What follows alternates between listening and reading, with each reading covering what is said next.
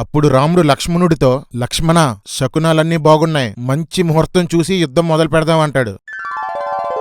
ఏమండి, లోపలికి రండి. రాముడు, ఆగవే, 4 రోజుల వరకు మంచి ముహూర్తం లేదు, వెళ్ళి పడుకో.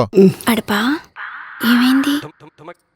మర్చిపోయాను, ఈవేళ మంగళవారం. అదే మంగళవారం.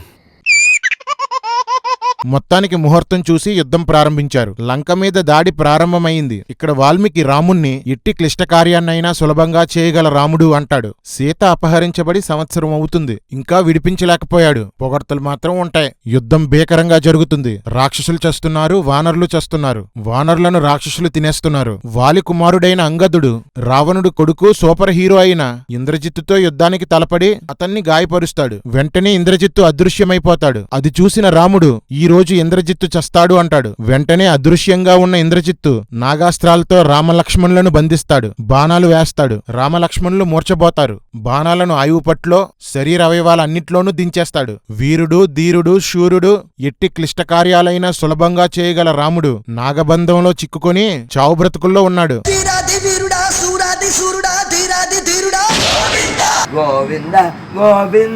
వాల్మీకి ఇక్కడ కపట యుద్ధం, మాయ యుద్ధం చేసి కనబడకుండా బాణాలు వేశాడు అని రాశాడు. రాముడు చాటు నుండి బాణం వేసి వాలిని చంపితే దాన్ని శూరత్వం అని రాశాడు. రాముడు వరం పొంది ఒకేసారి 1000 బాణాలు వేస్తే అది వీరత్వం. ఇంద్రజిత్తు వరం పొంది అదృశ్యంగా బాణాలు వేస్తే అది కపట యుద్ధం. వాళ్ళు చేస్తే వ్యభిచారం, మీరు చేస్తే సంసారమా? చెత్త ధర్మం, చెత్త పుస్తకం.